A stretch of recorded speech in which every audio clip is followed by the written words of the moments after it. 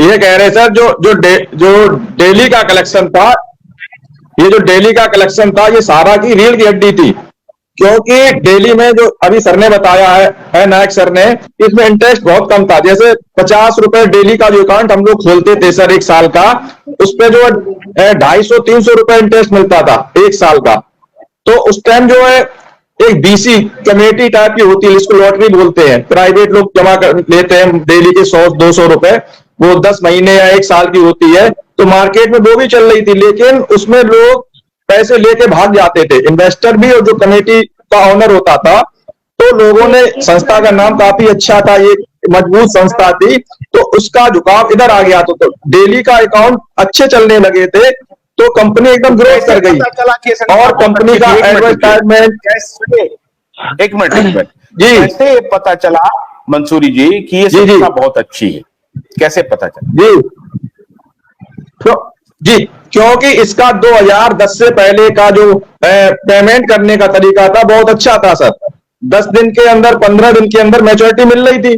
और संस्था की जो और भी स्थितियां थी, जैसे इनका एमबी वैली था, इनका सारा सिटी होम, सारा में ऑफिस वगैरह थे, क्रिकेट इन्फ्लुएंसर करते थे ये लोग, कई एक संस्थाओं में लगे हुए थे। तो ये था कंपनी ये मजबूत है, मजबूत स्थिति है, और पेमेंट भी अच्छा कर रही थी, डिसिप्लिन अच्छा था, और इंटरेस्ट बहुत मामूली था। जैसे डेली का अकाउंट जो था, जो व्यक्ति एक साल तक चलाएगा, 50 रुपए डेली जमा करने के बाद 250 या 300 रुपए उसको मिलता था।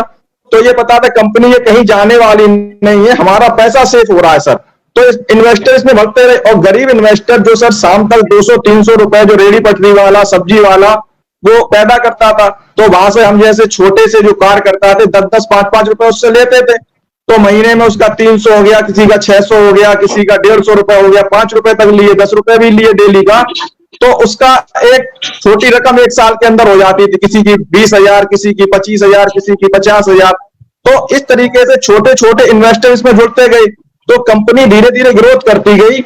और एक साल के बाद इसका इंटरेस्ट भी कम था, तो कंपनी ने भुगतान अच्छी तरीके से किया सर। तो कंपनी में इन्वेस्टर जुड़ते गए। लेकिन 2012 के बाद जब इनका रियल एस्टेट और हाउसिंग का आया, तभी से कंपनी जो है एकदम जो फ्लॉप हो गई। पता नहीं इनका क्या हुआ, तो उसकी जानकारी में नहीं है। और ये फिर धीरे धीरे 14, 15, 16 में सोसाइटी लाए, क्या कही, सारा क्रेडिट सोसाइटी, हमारा इंडिया। तो ये कहते हैं हम जो अभी हमारा कुछ उसमें चल रहा है, सुप्रीम कोर्ट में चल रहा है, कहीं किसी में चल रहा है। तो अब कंपनी पे इतना विश्वास हो चुका था, निवेशक को भी हो चुका था। और नहीं, हम यही जानना चाहते हैं, इसलिए बहुत ध्यान से थोड़ा सा आप इसको नियंत्रित करते हुए सारी चीजों को समझते हुए चलें कि जब ये 2010 तक, आपने ये भी नायक साहब ने कहा कि 73,000 करोड़ रुपए का रीपेमेंट हुआ है। तो ये जो 73,000 करोड़ का रीपेमेंट हुआ है, ये कितने निवेशक होंगे साहब? मैं आपको बताऊं, करोड़ों में निवेशक होंगे वो, करोड़ों में। कितने अंदाजन? करीबन आप मान के चलें 1.5 से 2 करोड़। 1.5 से 2 करोड़, 1.5 से 2 करोड़। ये सहारा फाइनेंशियल कॉर्पोरेशन, ये जो 13 करोड़ का फिगर आता है, मैं उसी को आइडेंटिफाई करना चाहता हूं। 13 करोड़ इन्वेस्टर हैं, 12 करोड़ इन्वेस्टर हैं, ये हम जानना चाहते हैं। तो ये जो 1.5 से 2 करोड़ निवेशक थे सहारा फाइनेंशियल कॉर्पोरेशन के, उसमें आपने कहा कि 73,000 करोड़ रुपया का कलेक्शन हुआ। 2010 तक की आप बात कर रहे हैं नायक साहब? जी। 2010 तक 73,000 करोड़ रुपया की वापसी हो गई। जी, हो गई। तो ये 1.5 से 2 करोड़ निवेशक को तो मिल गया ना। इनका जो डेली का निवेश होता था, और वो अगर वो टोटल आप सम कर लें, तो ऐसे कितने निवेशक थे, कितने लाख, कितने करोड़, जिनकी संख्या 10,000 रुपए जमा करने वालों की थी? देखिए सब छोटे निवेशक ज्यादा होते हैं किसी भी फाइनेंशियल इंस्टीट्यूट में, उनकी संख्या बहुत ज्यादा होती है। छोटे जमाकर्ताओं की संख्या ज्यादा होती है, ये आप मान के चलें। तो 1.5 से 2 करोड़ है, तो आप ये मान के चलें कि 1 करोड़ लोग ऐसे जमा करता होंगे जो छोटे जमा करता होंगे, जो 10 से 20,000 रुपए हर साल जमा करते हो, पेमेंट ले लेते हो।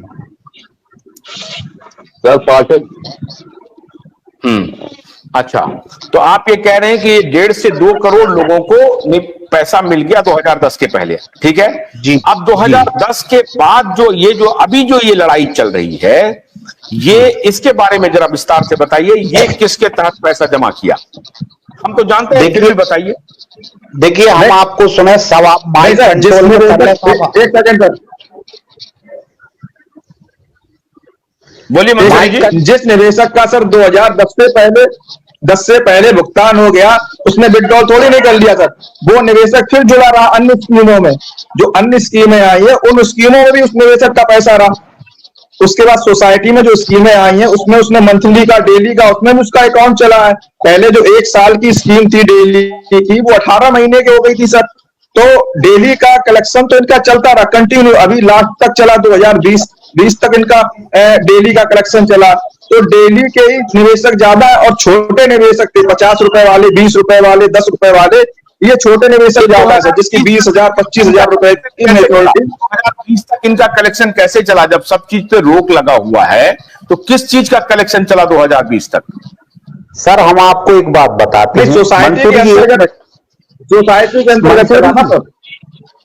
नहीं, मंजूरी जी, डेफिनेशन करके हम बताते, थोड़ा सा हमको समय दो आप। मैं डेफिनेशन, जब इनका लाइसेंस, आशुतोष जी, जब इनका रिजर्व बैंक ने लाइसेंस इनका रिन्यू करने से मना कर दिया, Sahara India financial corporation, company supreme court में गई। सुप्रीम कोर्ट में यह निर्णय हुआ कि आपको 2015 तक सारा फाइनेंशियल कॉर्पोरेशन का पेमेंट आपको कर देना है, आपका लाइसेंस रिन्यू नहीं होगा।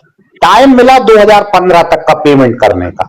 तब इन्होंने क्या किया कि OFCD, सहारा इंडिया रियल एस्टेट कॉर्पोरेशन और सहारा इंडिया हाउसिंग कॉर्पोरेशन, 2 लाइसेंस इन्होंने जहां से भी लिए 2008 में, और 2008 से इन्होंने उसमें काम करना चालू किया। आशुतोष जी, मैं आपको बताऊं, और इसी दौरान सहारा क्रेडिट कोऑपरेटिव सोसाइटी का लाइसेंस लिया इन्होंने 2010 में, जिसमें इन्होंने डेली मंथली का काम भी करना चालू किया। लेकिन जब ये ये सेबी के पास प्रोस्पेक्टिव लेके गए, आप थोड़ा सा ध्यान से सुनना, ये प्राइम सिटी का IPO लेने के लिए, उसके पहले सेबी को यह जानकारी लग चुकी थी कि ये 2 कंपनियां बनाते मार्केट में अवैध रूप से पैसा ले रहे हैं। इस बात का जब सेबी को पता चला, तो सेबी के अधिकारियों ने सहारा के अधिकारियों को बुलाया और उनसे ये कहा कि आप 15% ब्याज के साथ सारे डिपॉजिटरों का पैसा लौटा दीजिए। ये सेबी के वर्ड्स थे। लेकिन क्या हुआ कि जैसे रावण का अंत होना था, तो सीता माता का हरण कर लिया था, ऐसे ही रियल एस्टेट और हाउसिंग फाइनेंस कॉर्पोरेशन से पूरी कंपनी का पतन होना था। तो इन्होंने कन्वर्जन कर दिया पेमेंट ना करके क्यूसॉप में।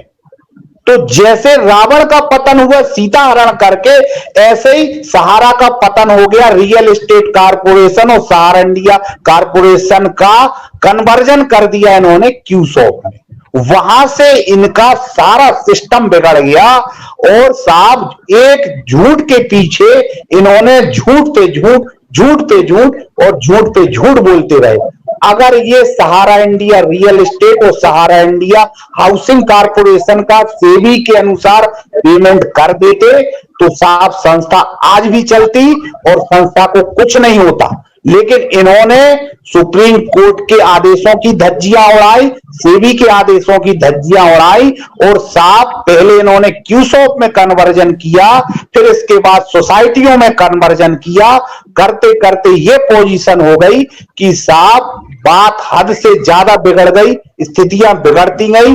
और जब सेंट्रल रजिस्ट्रार के पास कंप्लेनें पहुंची, तो सेंट्रल रजिस्ट्रार की बॉडी भी जगी, सहकारिता मंत्रालय जगा, और इन्होंने उनके लाइसेंस पे रोक लगा दी। और ये जो पोर्टल की शुरुआत हुई, सरकार वहां पे गई और पोर्टल बनाई, तो सरकार का ये फेलियर रहा। जैसे सहारा इंडिया फाइनेंशियल कॉर्पोरेशन का पेमेंट किया था, वैसे उसी प्रकार से कंपनी को ही जिम्मेदारी देनी थी कि वेरिफिकेशन करने का काम आपका है, जमा कर चिन्हित करने का, हम पैसा खाते में डालेंगे जिनका आप केवाईसी ओके करके देंगे। ये फेलियर गवर्नमेंट का रहा, जिसमें 99% डिफिशियंसियां आई। देखिए 500 करोड़ रुपए आप कंपनी को देते और कंपनी से ये कहते कि आप ये पैसा बांटो, इसके बाद हम दूसरी किस्त आपको रिलीज करेंगे, पहले आप इनके कागज दो। तो साहब 2 महीने में कंपनी 2 महीने में 5,000 करोड़ तो ठीक है साहब, 2 लाख करोड़ का पेमेंट कर देती। लेकिन इसके अंदर खाने कुछ और था, सरकार का और कंपनी का क्या पैक्ट हो ये किसी को नहीं पता है। सरकार गुमराह कर रही कि कंपनी गुमराह कर रही, क्या कर रही क्या नहीं कर रही साहब। सुप्रीम कोर्ट की डेटें हैं, वो डेटें कैंसिल हो जाती हैं साहब। सहारा सेवी केस 14 साल से चल रहा, उसका निपटारा नहीं कर रही साहब। पता नहीं कहां पे इन लोगों ने मिलके और क्या पैक्ट कर लिया है। आम गरीब जनता आज भी मर रहा है, आज भी परेशान है। 5,000 लोगों ने आत्महत्या कर ली, ये सारी कहानी है साहब। आशुतोष जी मैं आपको बताऊं, पेमेंट ना कंपनी करना चाह रही है ना सरकार करना, सरकार अपना श्रेय लेती है। सरकार 5 राज्यों में चुनाव थे, जिन्होंने सेंट्रल रजिस्ट्रार को कंप्लेन की थी, उनका पेमेंट सरकार को या कंपनी को करना था, तो इन्होंने चुनाव के चक्कर में इन्होंने सबको आमंत्रित कर दिया कि हम साहब सबको 10-10 हजार रुपए देंगे। क्यों देंगे साहब 10,000? आपने पहले ही हिसाब लगाया कि हमें पेमेंट कितना करना है। आपने कंपनी से पूछा कि 86,000 करोड़ रुपए लिया तो 5,000 करोड़ में कैसे? ये कॉमन सेंस वाली बात है आशुतोष जी। पहले आप पैसे का इंतजाम करते, फिर आप सबको अपने घर में खाने के लिए व्यवस्था नहीं है, हमने सबको बुला लिया। तो ये फेलियर है गवर्नमेंट का। वो कंपनी की तो बात क्या कहें साहब, कंपनी की तो कुछ मत कहें। कंपनी ने विश्वास का हनन किया है साहब, 12 लाख लोगों को बेरोजगार कर दिया, जिन्होंने आज जीवोपार्जन हो रहा था। कंपनी चाहती तो साहब कंपनी सब कुछ करती सकती थी। कंपनी को मैंने इतना अच्छा प्रपोजल दिया था। कंपनी को सही कहेंगे, कभी कंपनी को गलत कहेंगे। आप लोग भी जो है अब समाधान की तरफ जाना चाहिए। हो गया, जितना ड्रामाबाजी था हो चुका है। आप बताइए 23 तारीख को जो डेट लगा होता सहारा सेबी का, 1 दिन पहले डेट क्यों बढ़ गया?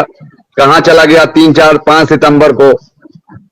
इस पे बहस करना चाहिए कि ये देखिए अभी आप बता रहे थे 5,000 करोड़ डेली का कलेक्शन। 5,000 करोड़ का मतलब समझते हैं?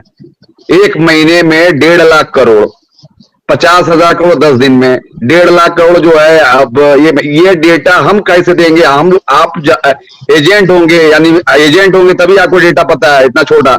ये जो डेटा है वो लखनऊ का जो है मैनेजमेंट न देगा। जाहिर सी बात है, आपको सबसे बढ़िया यही तरीका है कि भैया जितना भी सर्टिफिकेट का डॉक्यूमेंट्स है वो मंगवा लीजिए।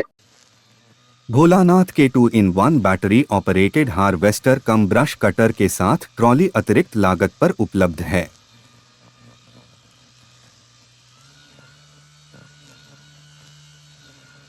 अधिक जानकारी के लिए कृपया दिए गए नंबर पर कॉल करें।